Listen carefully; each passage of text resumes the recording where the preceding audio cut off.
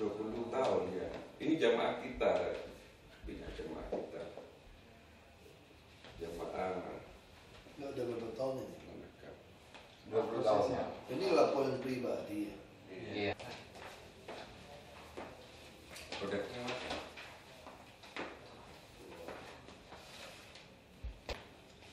Tahun ya. Ini jamaah kita, punya jamaah kita. Jamaah Nggak udah berapa tahun ini? 20 tahun ya. Ini laporan pribadi ya. Iya. Pak Azhari yang mau jual rumah dia. Iya. Harusnya prinsip Pak Gubernur jelas. Kalau hasil survei kita tuh 30% kemacetan karena pedagang kaki lima. Betul. Biasanya kita lagi paksa semua masuk ke dalam mall. Nah, tapi kalau dia dagang lagi luar pasti kita sikat. Iya. Itu persoalan. Dengan di mall juga kurang aja. Jadi semua di Jakarta ini banyak sekali masalah sebetulnya. Mall itu punya kewajiban kasih pedagang kaki lima dagang sebetulnya. Tapi yang terjadi mereka kadang membuat koperasi karyawan. Dia dagang, masukin pedagang kaki lima ke dalam. Kalau dia kasih tempat yang kurang baik, di bawah garasi segala macam itu kan kurang baik. Dan harganya juga lebih mahal kadang-kadang. Terus nggak boleh ngerokok. Bagus sih. Pegawai kan maunya ngerokok. Iya. Nah, dia lebih suka cari di luar. Di luar kalau disisain 1-2 saja, tidak dibongkar. Orang ngerokok enakan di luar kan. Karena yang mau makan lebih baik daripada yang jual, penjual pasti nambah. Ini hukum pasar. Ini kan hukum pasar ini. Kayak sama kasus di Pluit, jalan raya dibongkar. Di dalam gangnya nggak dibongkar. Ini suruh pindahkan ke dalam Pluit Village. Saya bilang kalau Anda pindahkan ini, isinya akan tambah banyak. Ya kenapa? Karena orang lebih suka di sini, lebih dekat daripada jalan di dalam. Orang kita kan manja, kalau saya jauh-jauh sekarang. Kenapa mikrolet bisa hidup? Karena orang suka keluar dari gang rumah langsung naik mikrolet. Tidak ada yang mau jalan ke halte. Itu yang buat macet. Jadi semua mikrolet tumbuh di mulut gang orang. Punya pelanggan. Nah orang kita ini manja. Tisu Jepang. Ya. Orang kita kan manja. Gak mau suruh bikin teh apa kopi. Teh aja. Gitu. Jadi itu yang manja seperti itu. Lalu solusi kami seperti apa? Ya solusi kami ya kita sediakan tempat dagang, rumah susun. Kita lagi beli tanah. Karena kan udah hukum pasar kan. Ada yang kenapa di mall, pinggiran mall pasti banyak pedagang kaki lima? Karena si pekerja di mall tidak sanggup makan di dalam mall. Dia butuh makan di luar. Jadi tiap kali dimasukkan ke dalam, luarnya juga tidak mau disiplin. Kenapa? Karena ada oknum Pol PP semua, tramtip yang mungut duit dari kelurahan. Lalu kenapa orang suka jadi RT RW di DKI? Tentu tidak semua, tapi banyak juga yang mau manfaatin jalur hijau dibuat petak-petak kios. Pedagang kaki lima semua dipungutin duit. Ini semua pungli. Dan lebih kacau lagi akhirnya apa? Datang orang dari Pandeglang, dari Tangerang, Bekasi, Bogor, dari Jawa datang dagang di Jakarta. Dagang Jakarta dia semua dapat kios lagi, bisa sebagai KTP, tembak KTP, 250.000, 300.000 dapat kakak. Itu yang terjadi begitu penertiban, kita kerabatkan. Semua PKTP DKI dicek aspal.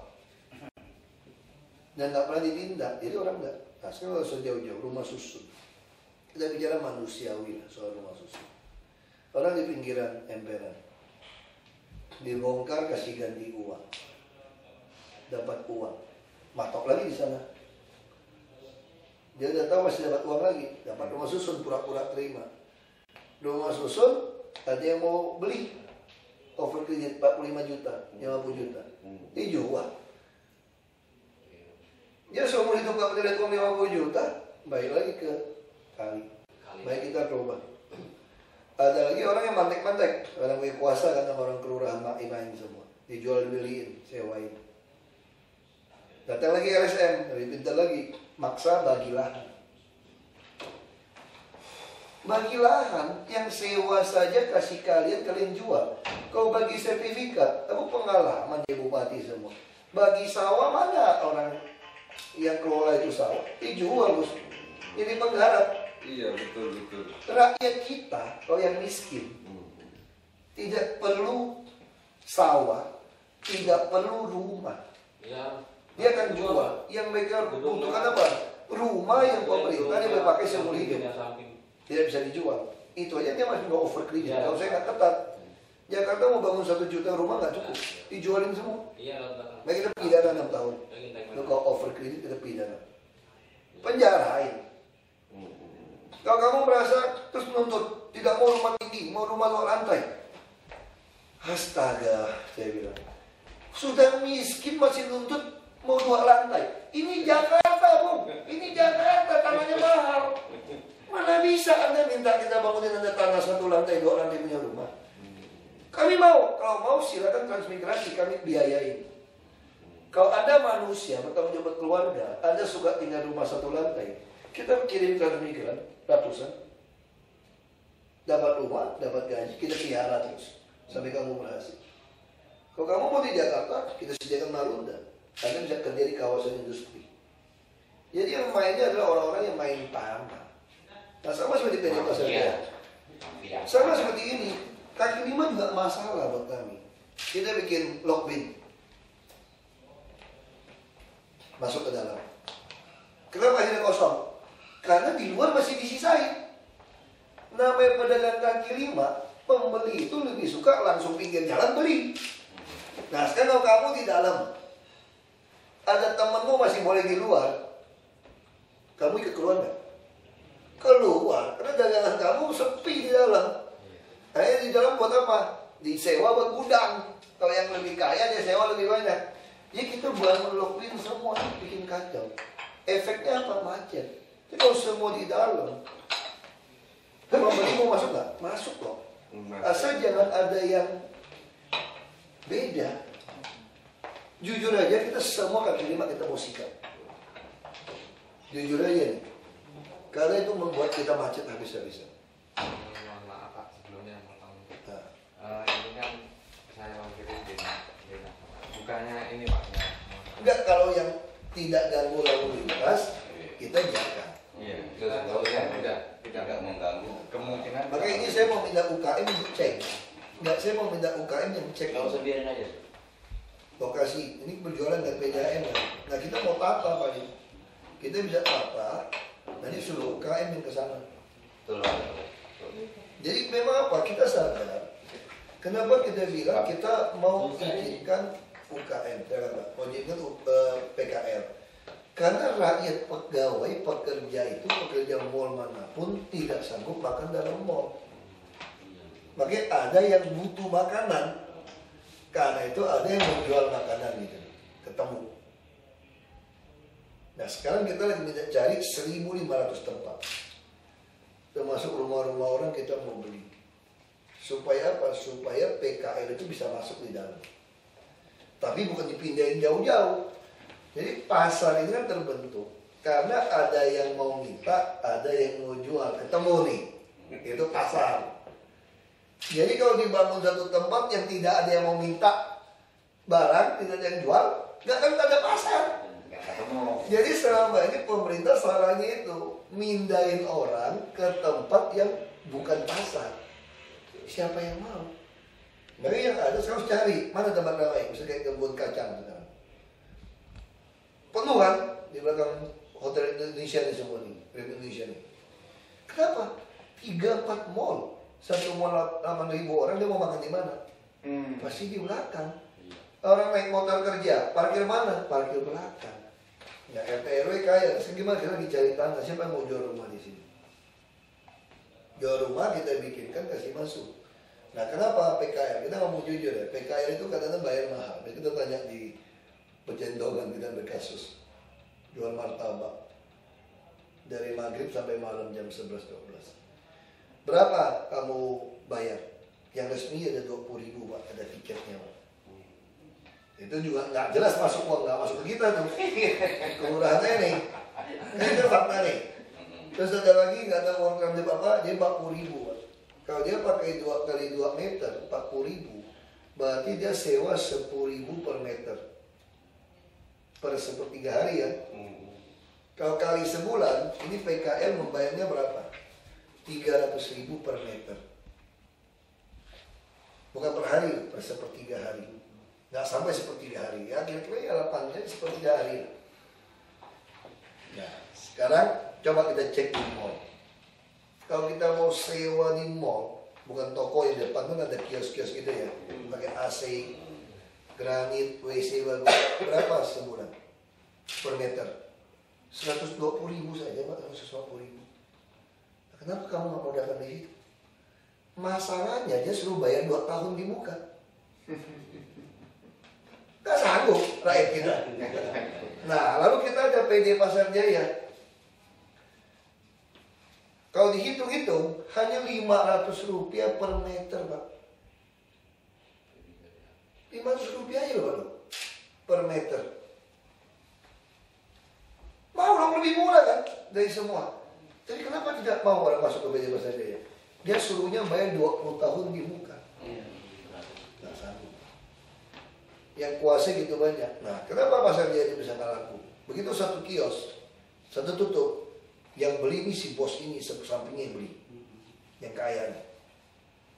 Mau orang Padang, mau orang Batak, mau orang apa dagang, mau Jawa, mau Madura, mau Cina, mau apa Bugis.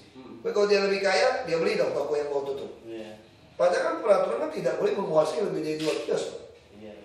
Satu kios. Kalau dia punya 2-3 kios, dia apain? Buat gudang Pak. Kalau dia lebih laku lagi tokonya, dia beli yang sepi, dia buat kios. Akhirnya ada satu gang yang gudang semua. Yang tinggal 1-2 orang dagang, laku nggak dagangannya Pak? Orang nggak mau masuk. Karena yang lain tutup. Itu persoalannya manajemen. Di Jakarta kok nggak keras Pak? Rakyat miskin yang menderita Pak. Orang kaya tambah kaya. Tapi kadang-kadang orang miskin dia hasut juga dari orang-orang calo-calo tanah ini. Karena dia tahu dengan sistem kita akan membuat dia kehilangan. Dihasut, nggak ngerti kan. Nah, mari kita rubah. Tahun ini kita mau bangun 5 pasar, kita mau renovasi. Kita dicari 1.500 tempat untuk tampung PKL sama parkiran motor. Supaya preman-preman bisa parkir motor. Karena nanti motor ini sehari sekarang udah mati 3. Resmi, tidak resmi bisa 9 orang. Ini motor harus parkir, dia naik bus saja. Bus mau kita kasih murah. Mungkin dari 200.000 bebas naik bus ke Jakarta. Orang tua kita lagi set, yang udah KTP mungkin 65 tahun, naik bebas naik bus. Mau jalan-jalan keliling mana saja. Nah ini kita lagi set. Rumah kita kan bangun banyak. Kita lagi mau kuasain 700 hektar di Marunda. Karena Marunda ini kalau dibuat, sekarang saya ada 40.000 tenaga kerja. Datang dari Jawa mana-mana untuk kerja di pabrik. Dia mau pengembangan 100.000 hektar, bisa tampung ini 30.000 hektar lebih. Ada pelabuhan Tanjung Priok baru, ada pelabuhan kawasan Berikat Nusantara. Kita mau bikin pulau lagi 1.500 hektar, kawasan ekonomi khusus pabrik. Ini BKT nyebrang Bekasi, pabrik semua lagi. Jadi kita mau sediakan 700 hektar, nanti bersihnya 400 hektar untuk rumah susun. Jadi orang-orang yang pinggir-pinggir ini tidak punya kerjaan, tidak punya rumah, kita kasih rumah, kasih kerjaan. Tidak ada ganti rugi. Tidak ada uang kerohiman. Karena Anda bukan uang kerohiman, yang butuh rohiman itu bajingan. Kalau minta bagi lahan, itu sistem komunis. Betul gak, Bos? Betul. Mana ada negara ini, lahan negara kamu minta bagi. Lahan orang kaya kamu minta bagi. Itu namanya sistem komunis. Iya, betul. Kalau kita babat kalian habis, tanpa sediakan orang miskin, itu sistem kapitalis. Yang punya duit yang berkuasa. Kita Pancasilais. Yang salah dan salah. Tapi kalau Anda memang kurang beruntung, kami buat Anda supaya satu hari beruntung. Asal Anda mau kerja keras dan jujur. Tempat usaha nanti hanya retribusi harian, seperti PKL. Pasar-pasar kami itu harian. Nah kita paksa orang punya bank DKI. Rumah susun juga sama. Anda tidak mampu punya kerjaan, kasih kerja. Masih tidak bisa, tapi bisa kebersihan. Baik kita ubah jadi badan layanan umum daerah. Ada tua jompo, kami masukin panti jompo. Anda tidak sanggup. Dari rumah dia bisa Anda jual. Saya miskin, kita kasih anak Anda sekolah dengan kartu Jakarta Pintar. Anak Anda pintar, kita kasih Anda kuliah supaya Anda bisa berubah nasib. Anda yang penting didik anak Anda punya akhlak yang baik, bukan mental maling. Ini kenapa negeri ini rusak? Pejabat berkuasa juga nyolong maling. Rakyat di bawah juga mau maling juga, minta bagi lahan dijual. Pasti jual semua. Rumah susun aja hak sewa dijual. Masyarakat tidak bisa. Ada kalau untuk rumah masuk. Anda macam-macam, ya udah kita main keras saja. Kalau begitu, saya Gus, bawa aja orang dari Jawa Timur, Gus, bantu saya, Gus, 1000 orang. Untuk apa, Gus? Dudukin balai kota saja, Gus. Sama Monas kan? Terus waktu mau ngusir kita minta bagi setengah-setengah, Gus. Kayak nggak kira-kira gitu? Jadi mana ada dasar teorinya gitu loh. Itu namanya sistem komunis yang dipakai. Makanya saya kalau ada ganti rugi seperti itu, makanya saya minta Gus buat dari Jawa Timur. Kita duduk, kita ini balai kota nih, mumpung saya masih berkuasa di sini. Nanti kalau pemerintah provinsi ngusir kita seperti LSM itu mengajukan demi rakyat bagi setengah. Kan itu yang terjadi sekarang, tuntut sama saya tidak bagi setengah. Nah ada. Kita di DKI punya anggota 100 pondok pesantren. Makanya, kalau itu bantu saya dudukin aja. Nanti kita minta bagi. Lumayan tuh mas, kali bagi 100. Ini dari mana otaknya itu? Dudukin sungai, dudukin waduk, sewa belikan, jual beli. Lalu setelah kita mau bersihkan, dia suruh bayar. Nah dulu oknum juga mau. Bayar berapa juga main terus. Makanya saya bilang kalau Jakarta nggak mau dibereskan ini, selamanya itu kumuh. Dan orang miskin tetap cuma jadikan objek. Betul. Itu orang miskin yang teriak-teriak itu sebagian adalah orang nggak mau kerja. Hidupnya memang cuma dapat dari komisi-komisi begituan. Kalau orang yang betul-betul punya jiwa kerja ya, ditawarin rumah diisi TV, kulkas, spring bed, meja makan, gas, perlengkapan dapur. 6 juta, Gus. Saya bilang sama Bank Dunia, pulang kampung kamu sana. Mau ngajarin kita ganti rugi. Pulang kampung, nggak ada ganti rugi. Pulang kampung, saya nggak usah pinjam uang kamu. Kamu kasih tahu saya di negara mana ada yang sediain seperti ini. Saya ketemu beberapa orang yang jadi satpam di Pluit, dia tinggal di Marunda. Terima kasih sungkum-sungkum saya. Saya juga, kenapa? Terima kasih Pak, sekarang anak istri saya tinggal di Marunda Pak. Kami senang. Bapak kan jauh kerjanya. Ya kita jauh nggak apa-apa, namanya juga laki-laki Pak, kita pagi-pagi berangkat. Lebih baik pulang ke rumah lihat anak istri, anak-anak bermain aman, tidak tabrakan atau taman gitu luas. Kalau cuma saya yang kerja keluar, masih Jakarta kok Pak, dia bilang masih naik bus pulang sampai. Marunda kan, Pluit, paling lama juga 2 jam naik bus. Orang kaya juga naik mobil juga 2 jam, macet di Jakarta Pak. Artinya apa yang ribut-ribut itu memang bajingan, dia lihat tanah. Kayak betul-betul pengen dapat lain. Saya bilang kita nggak ada urusan, kita kasih bebas beres Jakarta. Dia soal kasus ini, kita kan minta UKM turun, kita mau tata, kita kerjasama sama Sosro. Jadi selama jalan itu dibutuhkan, kita nggak mungkin beli, ya kita tata. Tapi saya lihat itu tanahnya PAM ya. Nah kalau PAM nanti kita coba masuk, apa bisa masukin ke dalam apa enggak nanti PDAM ini, ya. Yang satu deret ini, kalau ini saya kira nggak masalah nih. Kalau ini nggak masalah. Katanya itu di suratnya kapan mau dibongkar itu? Nggak, kasih tahu mereka aja. Nanti kasih tahu mereka saja. Bilang suruh ketemu saya dulu, ya. Gitu, bagikan. Makanya suruh ketemu saya dulu, supaya kita diskusi. Yang mau suruh bongkar kita duduk diskusi dulu. Nanti panggil Ratna, UKM, sama PAM, supaya selesaikan ini. Ya, kita bisa masuk PAM gimana? Gitu. Ya, apa aja? Oke, aku mesti geser dulu sampai. Kamu mesti geser dulu. Ya, setengah jam. Saya ini lagi mau dijadwal dengan tokoh agama. Saya setengah 8 kurang dari sini. Enggak. Tolong dijadwal lagi. Ya. Saya sama Mama Hana, terus semua. Terus, kalau mau ya siang, sambil makan siang. Kemis. Sambil makan siang aja. Tolong minta sama tokoh-tokoh yang harmoni cinta Indonesia atau yang maghrib ya. Nanti saya coba kasih tahu mereka kesini dulu rundingan sama Bu Ratna sama PDAM di foto dulu minta kenang-kenangan dulu. Tolong.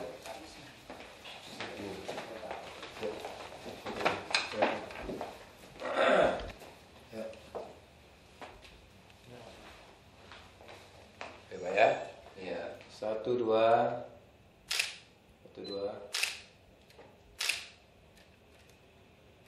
Siapa? Kiriman kurang Kalau aja, dia Mbak mesti Vivi. kompak. Mbak Vivi, gimana ini? Masih saya cek lagi nanti. Jadi Ayo ya, terima kasih ya. Saya udah geser nih rapat. Iya, iya. ketua LMK dulu. Ayo, ayo. Ya, saya harus cepat. Iya.